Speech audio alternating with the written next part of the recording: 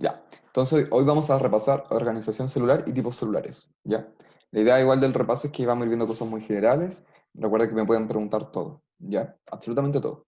Entonces, para partir, la célula es la unidad estructural funcional de todos los seres vivos, ya ustedes lo deben tener por conocimiento claro, y deben entender que para que una célula nosotros la vamos a definir con tres principales características, que son las denominadas 3M, ¿de acuerdo? Es decir, que poseen material genético, membrana plasmática, y que poseen metabolismo, ¿de acuerdo? Entonces, a partir de la célula surge la vida, se permite la clasificación y la organización de los seres vivos, porque se diferencian, las células no son iguales, ¿de acuerdo? Existen una gran variedad de tipos celulares y existen dos grandes grupos que son los que vamos a estudiar hoy, que son células eucariontes y procariontes, ¿de acuerdo? Vamos a ver sus diferencias, en qué se caracterizan y en las diferentes funciones que se van desempeñando. Y a grandes rasgos, las células procariontes no poseen un material genético en una región completamente compacta, es decir, no tienen núcleo, ¿de acuerdo? No obstante, ese material igual está en una región determinada, ¿de acuerdo? No es como que está completamente disperso en todo el citoplasma, ¿de acuerdo? Este sector lo vamos a denominar nucleoide, ¿de acuerdo? Entonces el nucleoide es como esta región donde vamos a encontrar el ADN. Posee también una membrana plasmática, como todo tipo de célula. Recuerden que las membranas plasmáticas son bicapas lipídicas. Eh, Pueden tener diferentes estructuras, varía mucho de la célula procarionte. Por ejemplo, algunas tienen flagelos, que son como colitas, que les otorgan movilidad. Poseen el pili, que son estructuras que se proyectan de la membrana y permiten la reproducción sexual entre las células, ¿de acuerdo? Como reproducción celular entre otras. ¿De acuerdo? Tienen un ADN circular cerrado, el CCC se denomina, circularmente covalentemente cerrado. ¿De acuerdo? Su cromosoma es un círculo. Y también poseen algunos material genético extracromosomal, es decir, que no pertenecen directamente a esta región del nucleoide y que, es material genético que se puede incorporar a través de interacciones con otras bacterias, a través de manipulación genética, que son los que denominamos plásmidos. ¿Ok? No sé si hay alguna duda hasta ahora.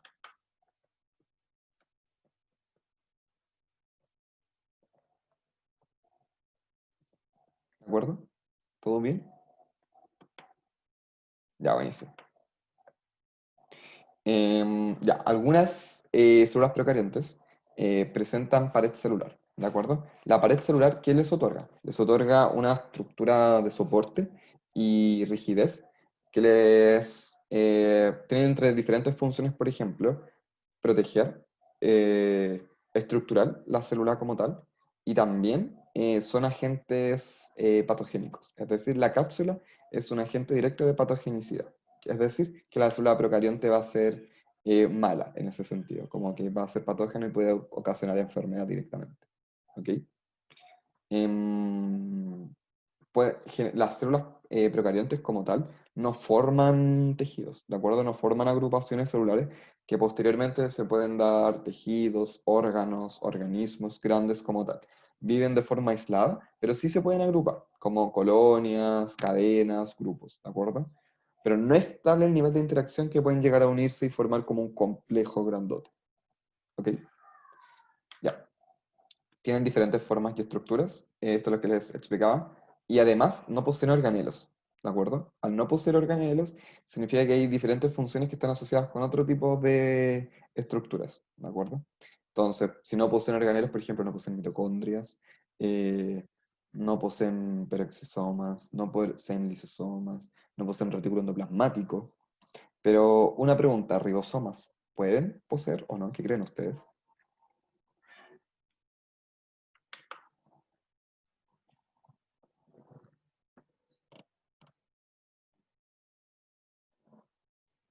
Ya, ¿por qué poseen ribosomas? En ese sentido. Va de la mano con el tema de que no tengan organelos.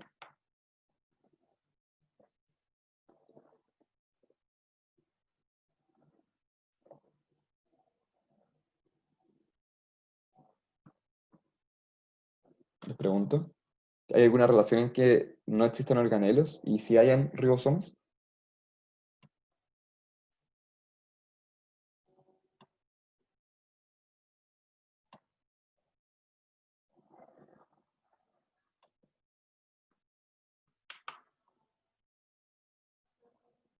Ya, pero ¿cuál es la relación? Eso estoy preguntando. Como, ¿qué tiene que ver con que no hayan organelos en la zona procarionte, pero sí tengan ribosomas? Como, ¿tiene sentido? ¿Y por qué tiene sentido? Como, y si es que lo tiene, ¿por qué llegaría a tenerlo sentido? ¿O no tiene sentido? ¿Qué creen ustedes?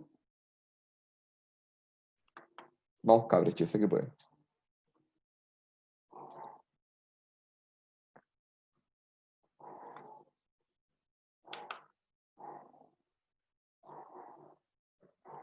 Ya, es lo que dice Constanza, y María también nos complementa algo, pero principalmente es que los organelos son estructuras membranosas. Los ribosomas no son organelos, no poseen membrana. Entonces, por eso están presentes también dentro de las células procarientes, y claramente es necesario que existan ribosomas para que se lleve a cabo la síntesis proteica, que si una célula no puede sintetizar proteínas, no vive, ¿de acuerdo? Ya, creo que eso haya quedado clarito. Em,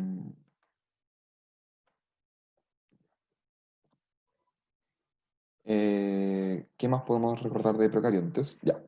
Entonces, teníamos estas diferentes estructuras que son, que les otorgan diferentes movilidades, que le otorgan protección. Entonces, la cápsula es un, rodea la pared celular, ¿de acuerdo? Ya, nosotros tenemos la membrana plasmática que está protegida por la pared celular y después está la cápsula. Ya, la cápsula no está necesariamente en todas. Que ahí creo que me confundí, les dije que la pared celular otorgaba patogenicidad. No, es la cápsula. La cápsula se encuentra en algunas bacterias. Entonces se encuentra formada por diferentes polisacáridos y, bueno, da protección también de algunos ataques de leucocitos, por ejemplo. Eh, Obviamente porque al ser un elemento patógeno, trata de que los elementos del sistema inmune no la puedan detectar, no puedan atacarla, ¿de acuerdo? También ayuda con evitar la desecación. Pero igual hay procariontes que no producen cápsula y también pueden sobrevivir, por lo que no es esencial para la vida. La pared celular, claramente sí, esa otorga rigidez, ¿de acuerdo? Sostiene la célula, determina su forma como tal. También están formadas por diferentes polímeros de proteínas y glúcidos, llamado peptidoglucano, ¿de acuerdo? Que es un polímero de como de aminoglúcidos, ¿de acuerdo? Es decir, glúcidos con grupos de aminos, proteínas mezcladas en un enredo. Ya. También tienen estas estructuras que se pueden observar acá, que ay, no sé cómo señalar. ¿En cuál se señala mejor? Ya no, ya no importa. No está directamente la imagen, pero que son las laminillas, que en algunos grupos de bacterias, por ejemplo, como las cianobacterias, poseen estas estructuras que son como pliegues de la membrana plasmática, ¿de acuerdo? Que se van para el interior de la célula y poseen pigmentos de clorofila. Entonces esto permite que estas bacterias puedan generar fotosíntesis. Entonces las cianobacterias pueden realizar fotosíntesis. ¿Gracias a qué? Gracias a que las laminillas, que son estos pliegues de la membrana plasmática, albergan pigmentos de clorofila. Ya. También están los mesosomas, donde algunos grupos también de procariontes poseen como estas estructuras membranosas, ¿de acuerdo? Que permiten como ayudar en la división celular, en algunas reacciones de liberación de energía, eh, y también al igual que las laminillas se forman por pliegues de la membrana.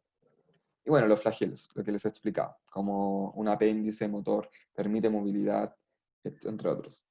Bueno, lo del pili también, estas proyecciones cortas, también como de la membrana, pero que son como flagelos, ¿cachai? Son como flagelos cortitos. Entonces también permite como adherencia, mecanismos de reproducción, entre otras. Ya. No sé si hay alguna otra duda o dudas hasta acá. Bueno, acá era lo que les explicaba un poco sobre la cápsula, la pared celular, el mesosoma, las laminillas y los flagelos. Y ahora, la nutrición. Las bacterias tienen dos tipos de nutrición. Una puede ser autótrofa o heterótrofa. Si son autótrofas, significa que son capaces de producir su propio alimento. Si no son heterótrofas, necesitan obtenerlo de un medio externo, ¿de acuerdo? Algunas son beneficiosas, ¿de acuerdo? Como para las industrias. Y otras que son parásitas, directamente hablando en términos como de bacterias, en este caso. Hay otras que son degradadoras, por ejemplo, otras que participan en ciclos biogeoquímicos, eh, algunas tienen funciones ecológicas importantes, como las que podemos ver acá. Nosotros acá observamos que hay bacterias y hongos que degradan y descomponen parte de la materia orgánica de este ambiente, ¿de acuerdo? Entonces poseen relevancia en diferentes aspectos que son súper importantes de mencionar, ¿ok? Eso, no sé si hay alguna duda.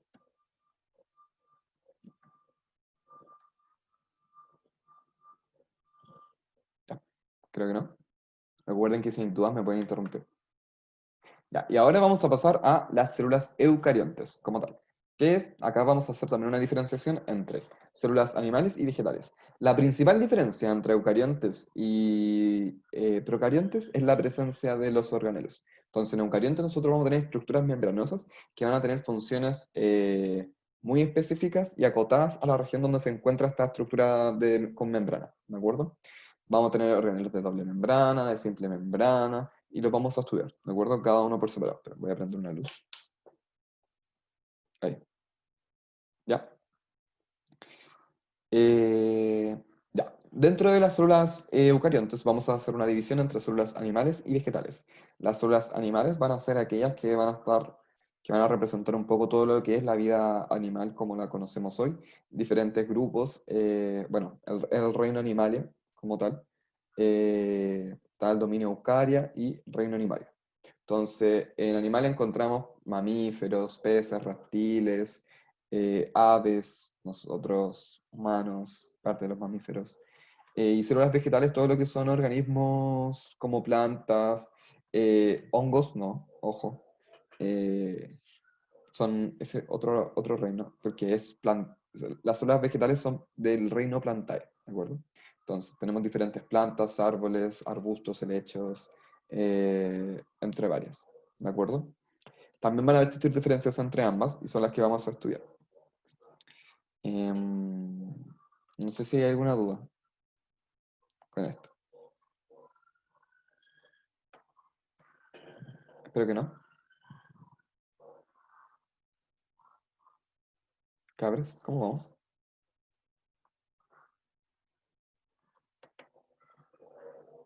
Ya, todo bien. Ya.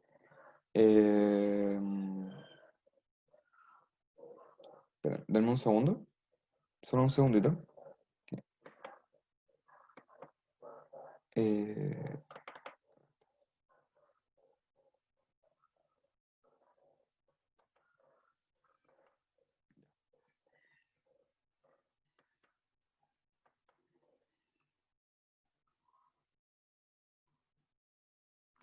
un segundito, un segundito, un segundito.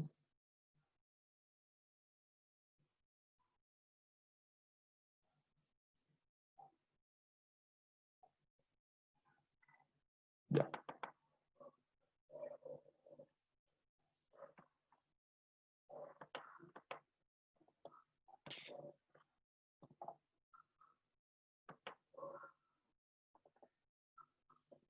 Ya. Que ahora vamos a hacer otra cosa. Ya que vimos esta generalidad de células, eh, les voy a compartir otro PPT, que es este. Lo pueden ver, ¿cierto? Ya que, como son clases de repaso, directamente ya tengo el material preparado. Entonces, una clase no lo vi como tal de organelos, sino que vi la célula, los tipos de límite, membrana, etcétera. Pero acá el repaso va a ser directamente asociado a organelos, pero igual necesitaban conocer un poco sobre estructuras celulares. ¿De acuerdo? Entonces, ahora vamos a ver organelos como tal. Ya, acá. Pueden ver el PPT, ¿cierto? ¿Se ve bien? Sí, se ve bien. Ya, buenísimo.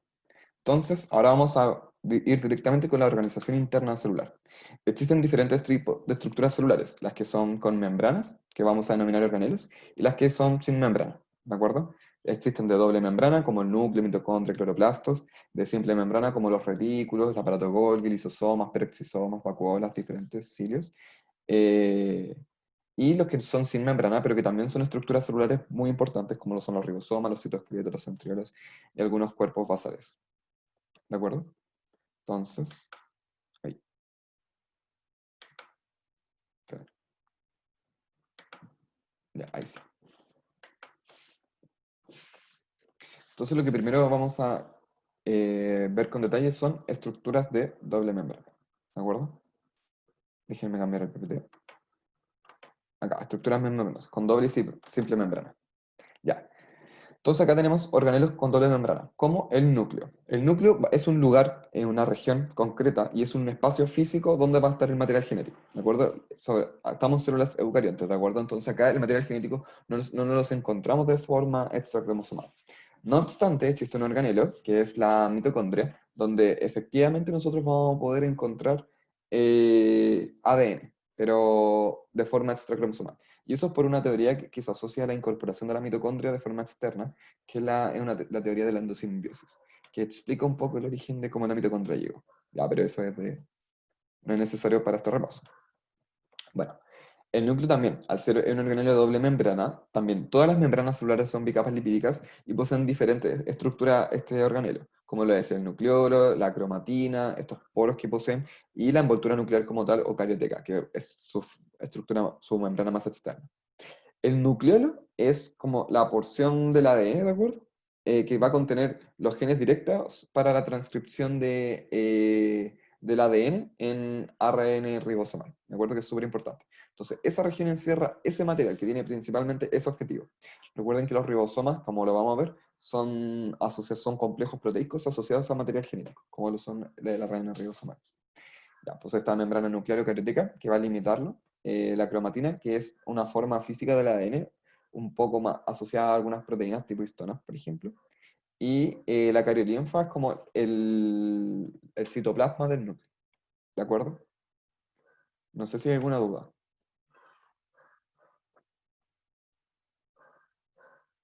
Ya, creo que no. Si no, vamos a continuar.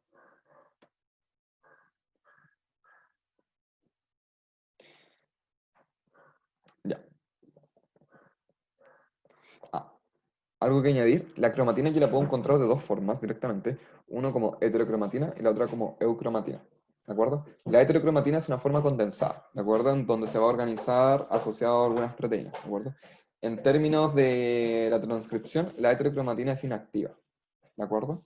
Entonces, frecuentemente se ve como manchas densas, ¿de acuerdo? Como se ve de forma condensada, se ve en formas de manchas y frecuentemente adherida a la membrana nuclear. Entonces, ahí se presentan como espacios más claros sobre la vista de este tipo de ADN. La eucromatina tiene un aspecto como de granulación fina, ¿de acuerdo? Más homogéneo, es descondensado y laxo. Entonces, esta sí puede replicarse, transcribirse sin ningún problema. Eso, ya. Otro también, algo más que agregar también sobre el núcleo es que posee unas zonas, ¿de acuerdo? Que se van a denominar zonas organizadoras nucleares o zonas NOR. Estos lugares son espacios físicos dentro de esta región donde se van a armar las subunidades ribosomales a partir de este ARN ribosomal. Entonces, el número de estas zonas va a depender de la cantidad de proteínas que tenga que sintetizar la célula, porque si son muchas, van a haber muchas zonas, porque va a tener que estar produciendo muchos ribosomas para hacer una mayor cantidad de proteínas, ¿de acuerdo?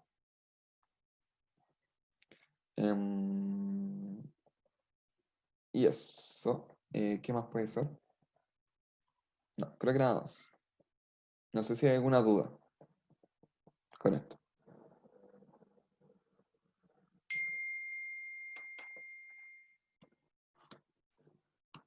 ¿Cabres, todo bien? Recuerden que es un repaso, tienen que estar preguntándome todo.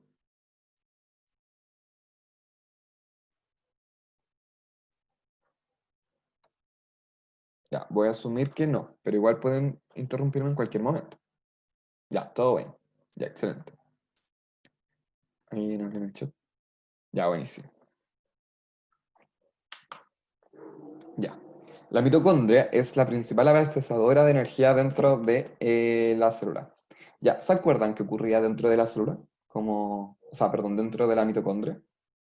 Había un proceso que a nosotros nos generaba esta producción energética explotada.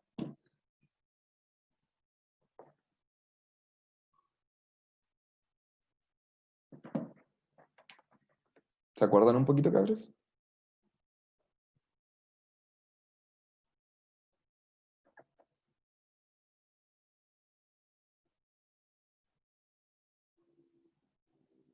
¿Qué ocurría dentro de la mitocondria?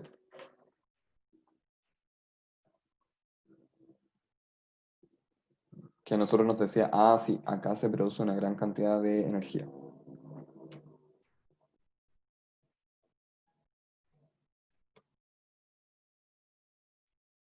Respiración celular, ¿cierto? ¿Alguien se acuerda un poco cómo era el proceso de respiración celular? Si lo quiere comentar.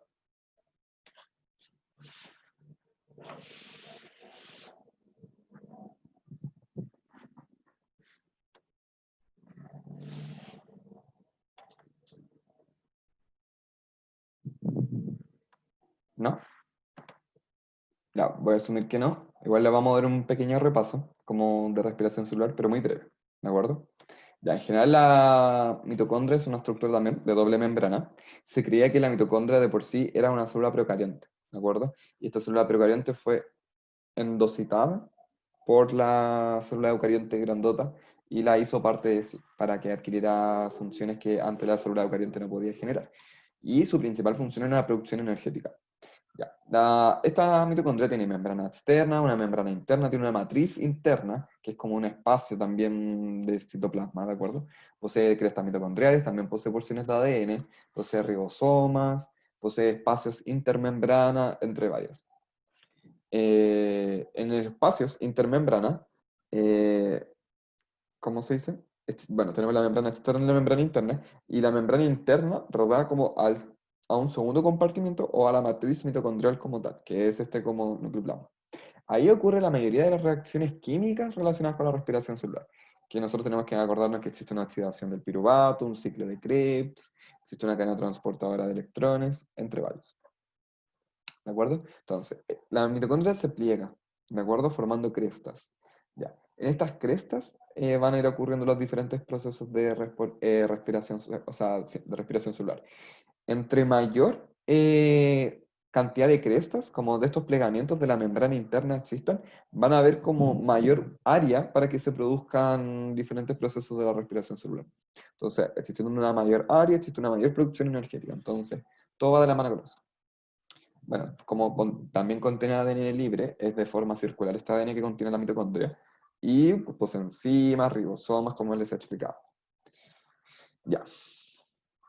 Y acá ven un poco lo que era respiración celular, que se tienen que recordar.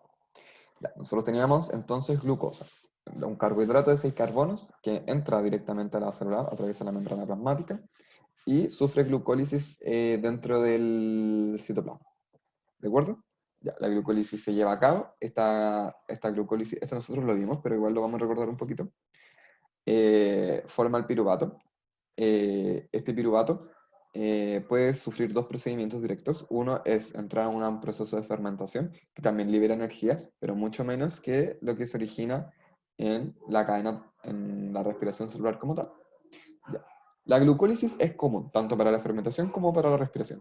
¿Cuál es la diferencia entre que el piruvato siga o una otra ruta? Es la presencia de oxígeno.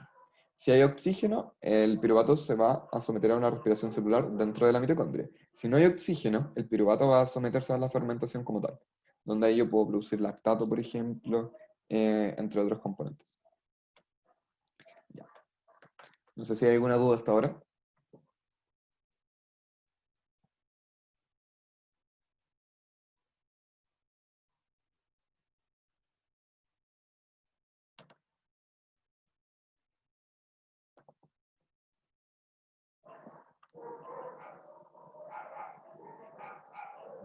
Ya. Entonces, ahora, recordando un poco el proceso de respiración celular, bueno, entonces, este piruvato o ácido pirúvico entra directamente a la mitocondria y se transforma en lo que nosotros vamos a denominar por esta oxidación, como del piruvato, en acetilcoenzima A o acetil-CoA, ¿de acuerdo? Entonces, este acetil-CoA que procede, pasa directamente a un proceso cíclico, que es el ciclo de Krebs, ¿de acuerdo? Entonces, donde hay esta molécula de dos carbonos, de los grupos acetilos se oxidan, ¿de acuerdo? Se oxidan, esta transformación va generando dióxido de carbono durante el ciclo de Krebs, va liberando también, no, se libera dióxido de carbono y en consecuencia, al ser un ciclo catabólico, el azúcar se va oxidando. Ya, la oxidación tiene que ver directamente con que se van añadiendo oxígenos directamente, la presencia de oxígeno permite diferentes reacciones de catálisis. Voy liberando moléculas a través de todo este ciclo, porque el ciclo de Krebs es así, parto de una molécula y termino con otra, y esa molécula después se vuelve a someter a los mismos procesos. Todos estos procedimientos de tipo catabólico van liberando energía. Entonces, durante cada proceso, ya tengo la oxidación del piruvato, tengo glucólisis, tengo ciclo de Krebs, toda la energía que se va liberando también libera electrones al medio.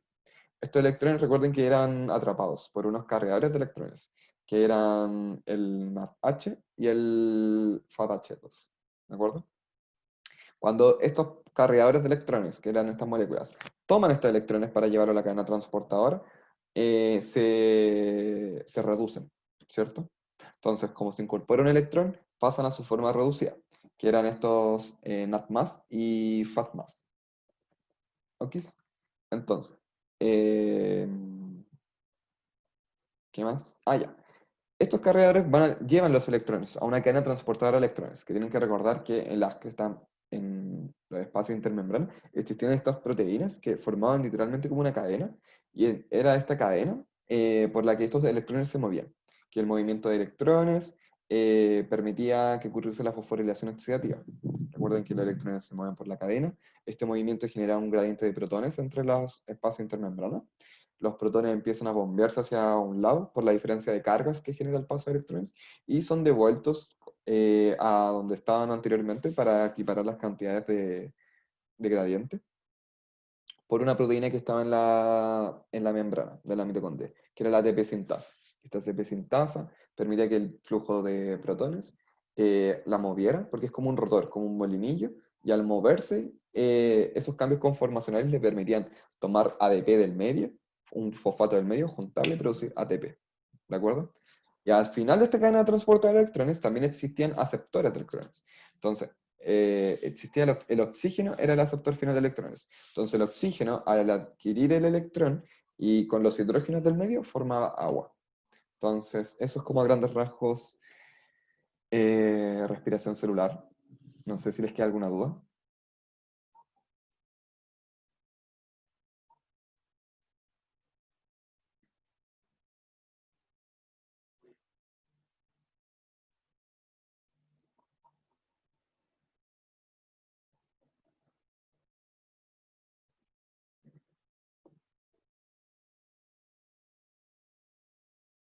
Ya, estamos bien.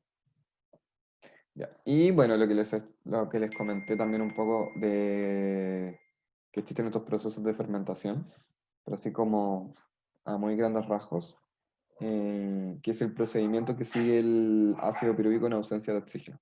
¿De acuerdo? Entonces ya, nosotros tenemos una gran diferencia porque la respiración celular tiene una producción energética mucho mayor que la fermentación. De hecho, en respiración celular yo tengo 38 moléculas de ATP alrededor producidas y en la fermentación tengo alrededor de 2 moléculas de ATP producidas. ¿De acuerdo? Entonces, 2 4 no más. Entonces, es importante recordar que ya, tengo una producción energética tanto en ambos procedimientos, que este piruvato, ya en ausencia de oxígeno, entra a un proceso de fermentación donde puedo formar lactato o moléculas de etanol, ¿de acuerdo? Todo esto en condiciones sin oxígeno. Em, y eso, principalmente. Eh, voy a, ¿cómo se dice? Cambiar el PPT. Ay, no me sale la pregunta. Ya, acá era la que les explicaba, como el proceso general de fermentación. Entonces, podemos observar que tengo la glicólisis que ocurre durante el citoplasma, se ocurre fermentación, ya, existe la liberación de 2 moléculas de ATP, hasta ahí llega, como son 2 moléculas de ATP y no más. Entonces, esta molécula de carbohidrato puede formar 2 lactatos o 2 etanol más dióxido más 2 moléculas de CO2 y 2 moléculas de energía. ¿De acuerdo? No hay que saber mucho en general sobre el proceso de fermentación, ¿ya? Eso es súper importante que lo tengan claro. Eh, ya. Y continuando con organelos de doble membrana, tengo los cloroplastos. Ya. También, muy parecidos a las mitocondrias, también poseen ADN libre y circular, también son recordados por un origen procariante, es decir, también la teoría de la endosimbiosis intenta explicar un poco cómo llegaron ahí. También poseen ribosomas, y la membrana interna forma unas estructuras denominadas granas, ¿de acuerdo? Estas granas contienen tilacoides, ¿de acuerdo? Que son, a ver, ¿cómo explicarlo? La grana es como un cerrito de discos, ¿de acuerdo? Que lo podemos observar. Ahí, ahí. Como, ahí está. Esta es la grana, ¿de acuerdo? El tilacoide es cada uno de los discos. Y en cada uno de estos discos voy a encontrar clorofila, que es el pigmento que le da el color verde y necesario para que ocurra la fotosíntesis, ¿de acuerdo? Porque recuerden que la clorofila absorbe la energía solar, lo que permite la excitación de los electrones que poseen ella y poder producir eh, las diferentes reacciones químicas que dan origen a la fase dependiente de luz de la fotosíntesis. Ya. Poseen entonces ADN circular, libre, enzimas, tienen autonomía en cierto sentido gracias a esa característica. Y eso, no voy a profundizar en fotosíntesis para continuar con los otros organelos. Ya. Ahora vamos a pasar a organelos de una membrana. Ya. REL, RER y Golgi. ¿De acuerdo? Ya. Golgi también se llama organelo empaquetador o exportador. Poseen esas principales funciones. Es como un lugar intermediario en el tráfico vesicular. ¿De acuerdo? Tienen que entender el tráfico vesicular como todos los procesos y las rutas que siguen las vesículas, que son como estas bolsitas de membrana a través de la célula. ¿De acuerdo? Entonces, a grandes rasgos, el rugoso se refiere principalmente a que tiene una apariencia como con rugosidad, y es porque presentan ribosomas en su superficie externa, que están como incrustados. Ya. Sus principales funciones son síntesis de proteínas de secreción, glicolización parcial de algunas proteínas y lípidos, colaborar con el REL para la síntesis de la membrana como tal. Entonces, entre REL y RER colaboran para sintetizar fosfolípidos, proteínas de membrana, etc. Ya, el liso, también una red de canales membranosa, no posee ribosomas aéreos, por eso es liso, porque no posee como estas estructuras que se ven como incrustadas. La mayor parte de la actividad que tiene esta sección del retículo como general, porque es un retículo completo, solo que una sección es rugosa y otra sección es lisa. Ya, y la gran actividad de esta sección lisa es realizada por enzimas que posee en su interior y en su membrana, lo que le permite sintetizar moléculas como lípidos, fosfolípidos, colesteroles, inactivación de algunas toxinas, detoxificación celular como tal, almacenar algunos, ¿cómo se denominan? Minerales esenciales, como calcio en algunas células musculares, y en ese caso, por ejemplo, en el de la célula muscular recibe el nombre de retículo sarcoplásmico. Sarcos por carne, músculo. Ahí va un poco el tema. Ya, y además, Golgi, además de participar como en este tráfico como intermediario, también glicosila proteínas, pero de forma final, es decir, en RER, por ejemplo, sufre una glicosilación parcial, en Golgi termina la glicosilación. Glicosilar significa agregar un azúcar, ¿de acuerdo? También glicosila lípidos, los clasifica y los destina. Por eso es un empaquetador y destinador y exportador de estas vesículas. Entonces sabe que ya llega algo, lo tiene que clasificar, dice ya, esto tiene que ir al núcleo, esto tiene que ir directamente a la membrana. De esa forma, ¿de acuerdo? Lo mismo, permite formación de lisosomas. Participa en la formación de lisosomas y vesículas de secreción y forma una pared celular primaria en células vegetales, ¿de acuerdo? Y que lo denominamos fragmoplasto, ¿de acuerdo? Que ayuda mucho durante la división celular. Recuerden que durante la división celular como que la célula vegetal no se estrangulaba, sino que gracias a algunas vesículas de Golgi podía formar como una pared con poros entre ellas, y ahí se dividía la célula, como la citocinesis de célula vegetal. Ya, también ahí participa. No sé si hay alguna duda hasta ahora.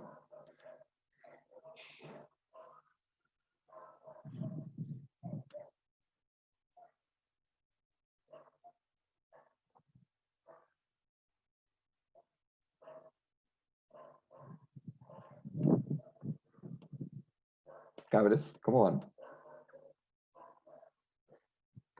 Ya, todo bien. Buenísimo. Em, ya, organelos de membrana simple. Ya. Para entender esto tenemos que entender un poco cómo funciona este sistema de endomembranas, que es como el tráfico de vesículas dentro de la célula. Bueno, igual acá vemos como un diagrama que habla un poco de esto, como cómo los diferentes organelos cooperan en la síntesis, en el empaquetamiento y distribución de diferentes macromoléculas, principalmente proteínas, y cómo son diferentes sistemas de membrana los que están participando. Ya. El lisosoma es parte de ellos. El lisosoma participa principalmente de la digestión intracelular. Entonces son organelos que contienen en su interior enzimas digestivas, ¿de acuerdo? Provenientes del RER. Entonces tienen por función realizar hidrólisis de macromoléculas orgánicas, proteínas, polisacáridos, ácidos nucleicos, lípidos, etc.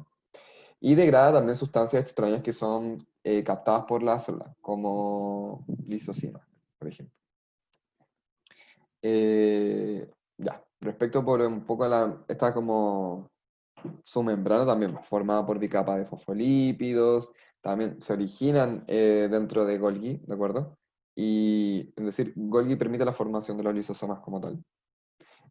Bueno, degrada sustancias extrañas, algunos nutrientes, eh, y los ingresa al ser un organelo membranoso por un proceso de fagocitosis, ¿de acuerdo? Entonces como que se los come en algún sentido, los fagocita y los incorpora. Bueno, este es, por ejemplo, cuando existe esta fagocitosis, es decir, ya, tengo un ingreso de sustancia extraña. Ingresan en ese proceso de fagocitosis y así voy a formar lo que se denomina un fagosoma, ¿de acuerdo? O fagolisosoma, que es este lisosoma con acción fagocítica como tal, ¿de acuerdo? Entonces, este se va a fusionar con un lisosoma para así formalmente generar una vacuola digestiva como tal. Entonces, tengo este fagosoma que se va a fusionar con un lisosoma como tal y forma esta estructura que permite digerir diferentes componentes de la vía intracelular. Ya. ¿Qué más? Ah, ya. Algo súper importante. El pH, como... A ver, ¿cómo explicarlo? Ya. Existen enzimas dentro de estas vacuolas digestivas que tienen que hidrolizar, pero estas reacciones incrementan generalmente como levemente la acidez del interior del lisosoma. Y acá el pH es inferior al del citoplasma normal. ¿Ya? ¿Por qué debe ser inferior? Porque les proporciona las condiciones necesarias para el funcionamiento de estas enzimas hidrolíticas. ¿De acuerdo? Ya. En general los productos de la digestión salen de la membrana, ¿de acuerdo? Del lisosoma y proporcionan moléculas de combustible, materias primas, componentes para otros procedimientos celulares necesarios. También pueden eliminar algunos organelos envejecidos, ¿de acuerdo? Los lisosomas como tal. Entonces pueden digerir sus propias macromoléculas en caso de que el lisosoma como tal esté viejo. Y ese proceso se denomina autofagia. Entonces, en este proceso se forma como una vacuola autofágica, es decir, que se va a autocomer en ese sentido, en la cual se van a digerir las moléculas complejas a moléculas simples, que salen del lisosoma a través de la membrana para ser reutilizadas en el citoplasma de la célula. Entonces, por proceso de autofagia, se eliminan estos organelos más viejitos. Y eh, ya, eso con lisosomas. Ya. Las vacuolas son como tal como reservorios, ¿de acuerdo?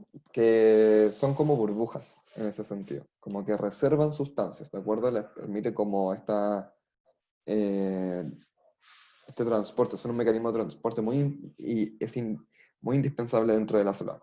Entonces funcionan como despensas, contienen diferentes sustancias, contienen nutrientes, reguladores de pH, macromoléculas, etc. Son de variados tamaños. Si yo puedo tener, por ejemplo, en células vegetales, las vacuolas como tal ocupan el 80% más del volumen de las células, son grandotas, ¿de acuerdo? Mientras que, por ejemplo, esta gran vacuola en vegetal pueden resultar de fusión de diferentes organelos a través de sus membranas, porque recordar que todos los organelos poseen membranas. Entonces, por ejemplo, se fusionan las membranas de, no sé, del retículo, de los diectosomas, que son sectores del complejo de Golgi, y dan lugar a estas vacuolas grandotas. Ya, entonces, en general las vacuolas tienen conferido un carácter hipertónico. ¿de acuerdo? Entonces, con una alta capacidad de atraer agua, y eso le permite a la célula vegetal, como las vacuolas ocupan tanto espacio, eh, someterse como a la gran absorción de agua y otorgarle esta característica especial que es la turgencia. ¿Ok? En células animales, no, pues las vacuolas no se requieren para generar turgencia. Ahí son isotónicas. En organismos protistas, por ejemplo, no sé, los paramecios que viven en ambiente hipotónico, porque ganan agua permanentemente, tienen ahí una vacuola que se denomina pulsátil. ¿De acuerdo? Esta les permite eliminar el exceso de agua de manera activa. Entonces, lo ocupan, de hecho, como mecanismos de propulsión. Entonces, se impulsan con este desecho de agua que van generando. Hay algunas amebas también que tienen vacuolas de tipo fagocítica, de excreción, entre otros. Y el peroxisoma es un detoxificador, ¿de acuerdo? Del tráfico intracelular. Entonces también contiene enzimas oxidativas que degradan ácidos grasos, acetil-CoA, eh, o sea, degrada el ácido graso hasta acetil-CoA, principalmente. Ese proceso se denomina beta-oxidación, ¿de acuerdo? Entonces, durante este proceso se generan sustancias tóxicas para la célula. Por ejemplo, el peróxido de hidrógeno, que es el H2O2, ¿ya?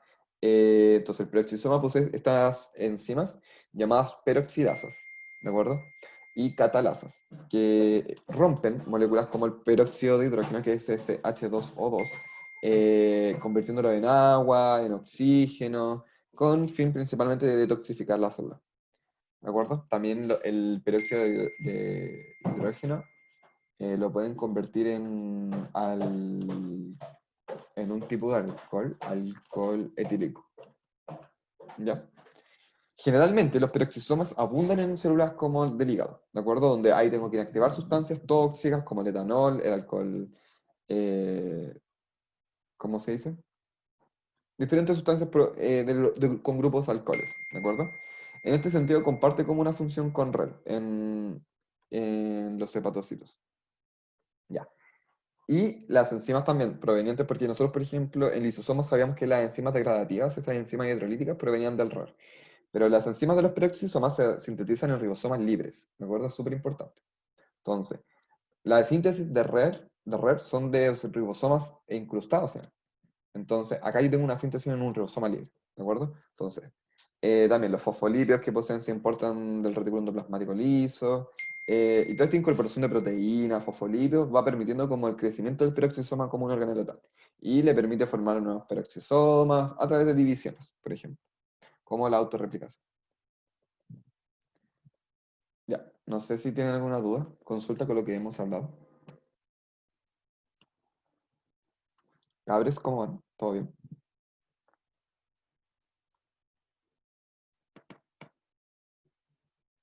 ¿Se acordaban de estas cosas? ¿O están así como, era necesario recordarlo? ¿Qué creen?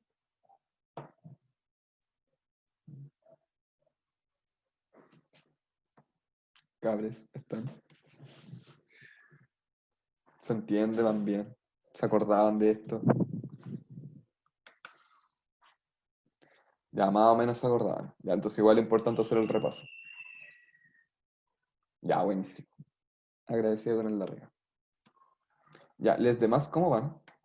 Y con les demás me refiero a André, Antonia, Cristian, em, ya, María y Francisca me responden, pero Constanza, Felipe, mi Monse, mi Yeray, ¿cómo van?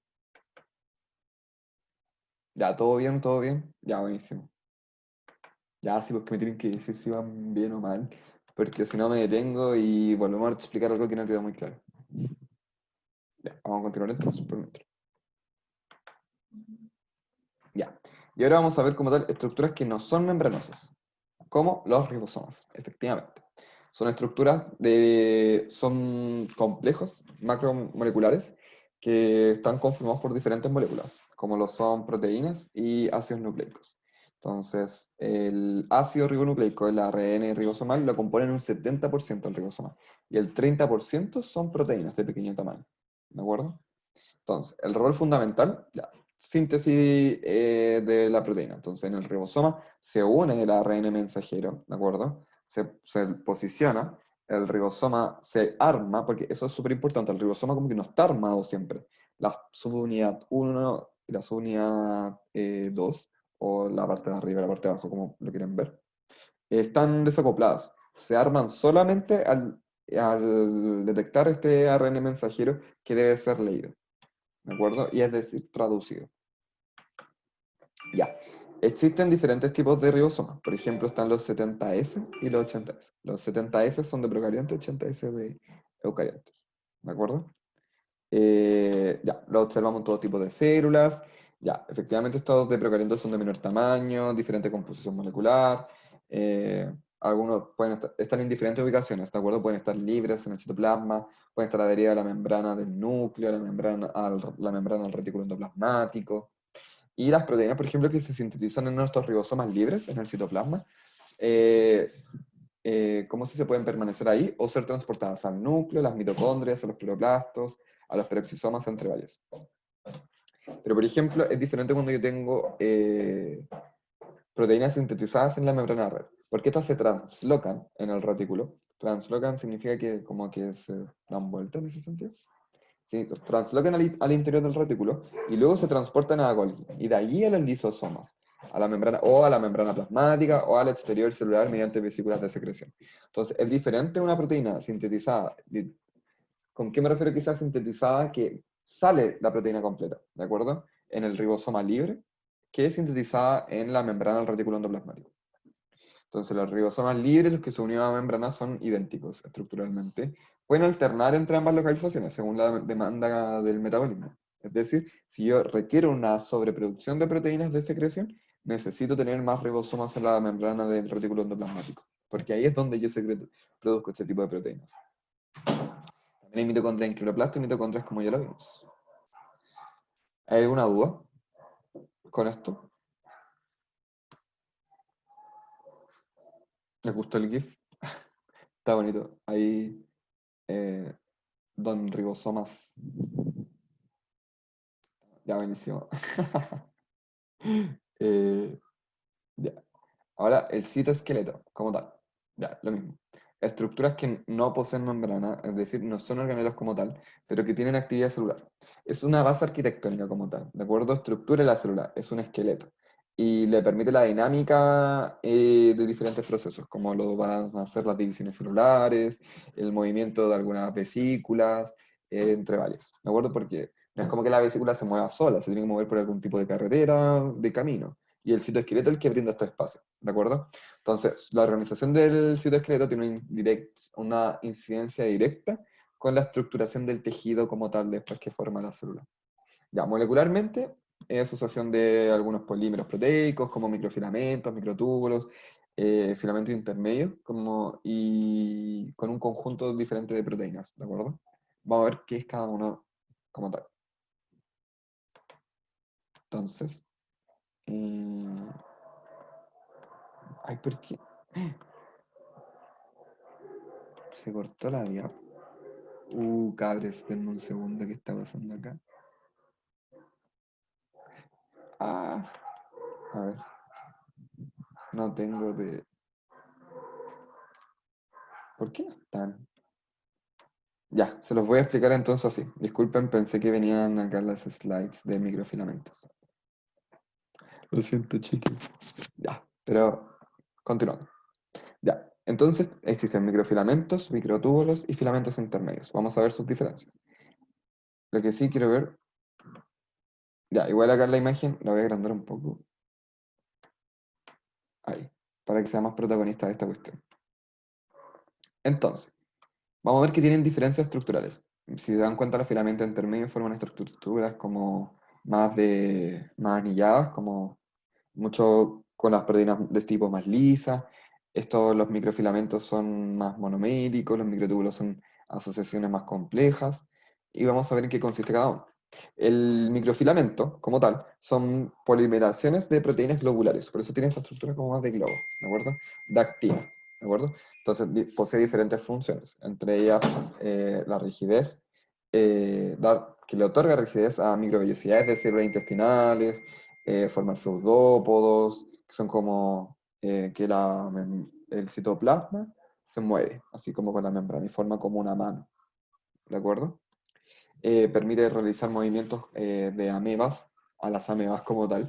También responsable de movimientos en el citoplasma, eh, movimientos citoplasmáticos como tal, que vamos a denominar ciclosis. ¿De acuerdo?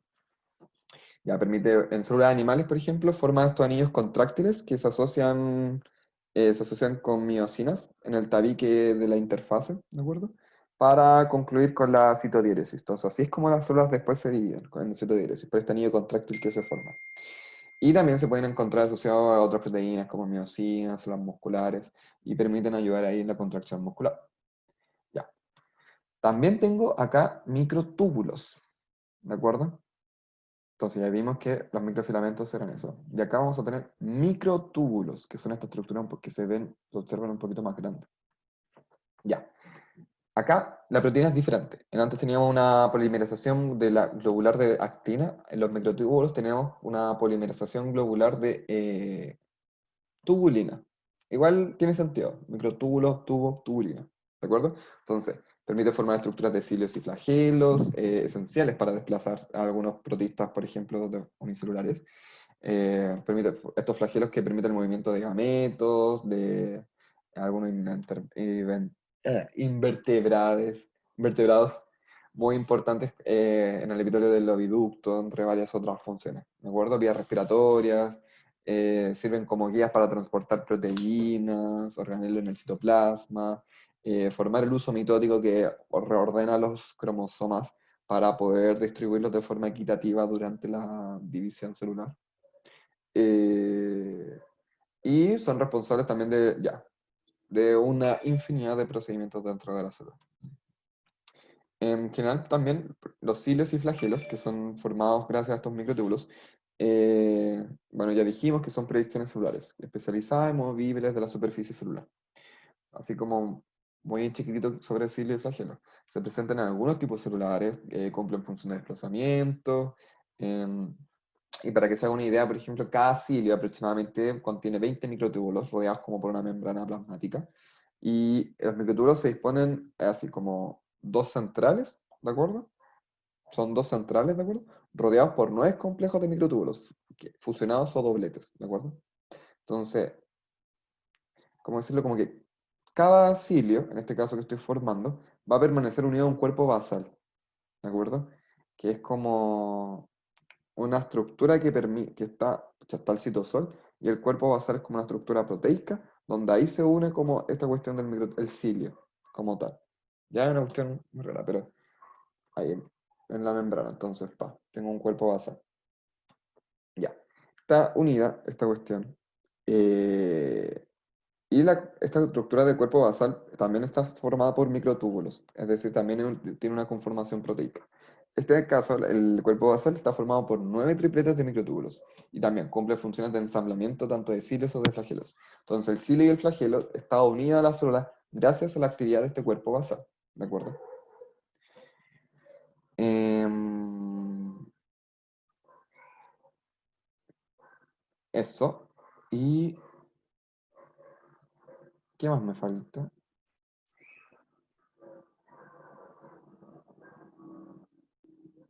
Tu. Dame un segundo, estoy pensando. Ah, filamentos intermedios. Ya. Ahora, ¿por qué se denomina intermedio? Tiene que ver con el diámetro, que es menor que el de los microtúbulos, pero mayor que el de los microfilamentos. Entonces está al medio. También se forma por diferentes proteínas, pero no está formado ni por tubulina ni por actina, sino por queratina y pimentina. ¿De acuerdo? Entonces, son fibrosos, no son polimerizados como lo eran las dos. Y tampoco se pueden despolimerizar. Como no son polímeros, tampoco se pueden despolimerizar. Como, no sé si se entiende. Como no puedo formar, no son a partir de formación de polímeros, entonces no puede llegar a la forma monomérica que es la básica del polímero. ¿De acuerdo? Ya, principal función, ya, son fibrosos y pueden resistir tensiones. ¿De acuerdo? Pueden resistir tensiones, existen diferentes tipos de filamento intermedio. Entonces, que son en función de la composición proteica y la distribución de la célula. Algunos ejemplos de filamento intermedio. Los de queratina, de las células del epitelio, ¿de acuerdo? Los neurofilamentos que constituyen el citoesqueleto de las neuronas. ¿Qué ¿Qué más? Bueno, también participan en vías de transporte hacia y desde el cuerpo celular al axón, sistema nervioso. Y eso. Ya. Y algo que a partir de todas estas estructuras que nosotros vimos del citoesqueleto, que nosotros tenemos una estructura denominada centriolo. ¿De acuerdo? Ya. El centrosoma, que es una estructura formada por centriolos. ¿De acuerdo? Entonces, estos centriolos están compuestos por microtúbulos.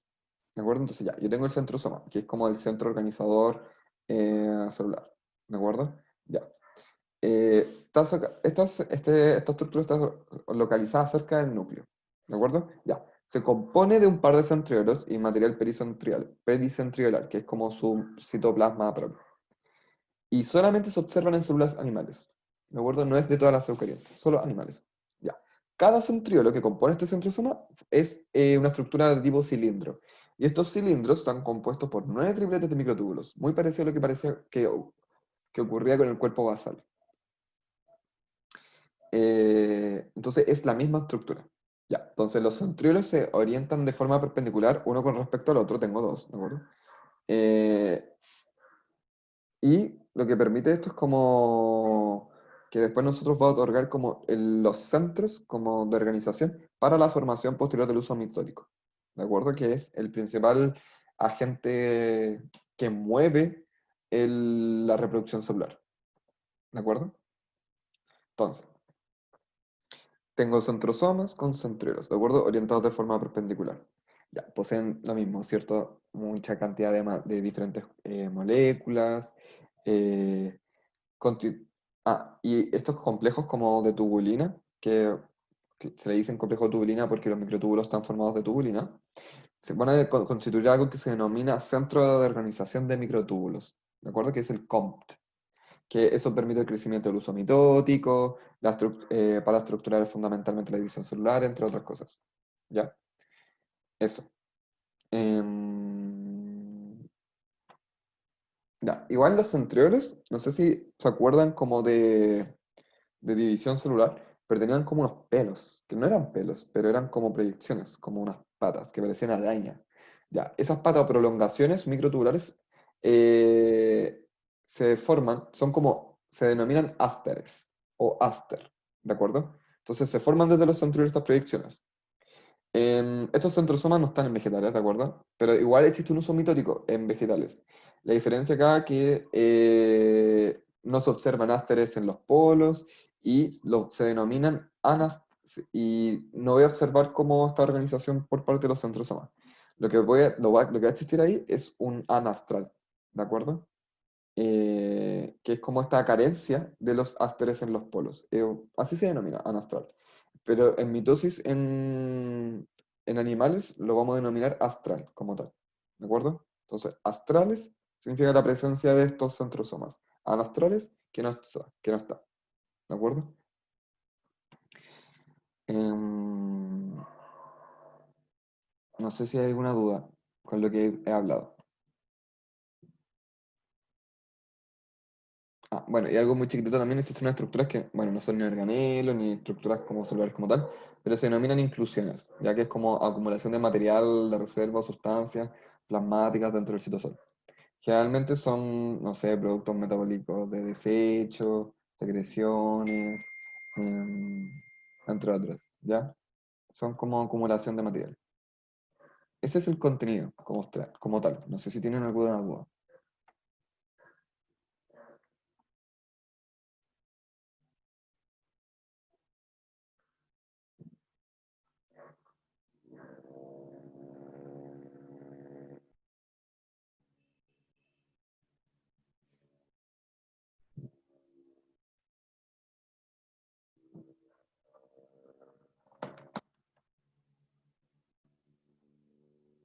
Ya. ¿Alguien quiere con alguna duda? Ese es el contenido.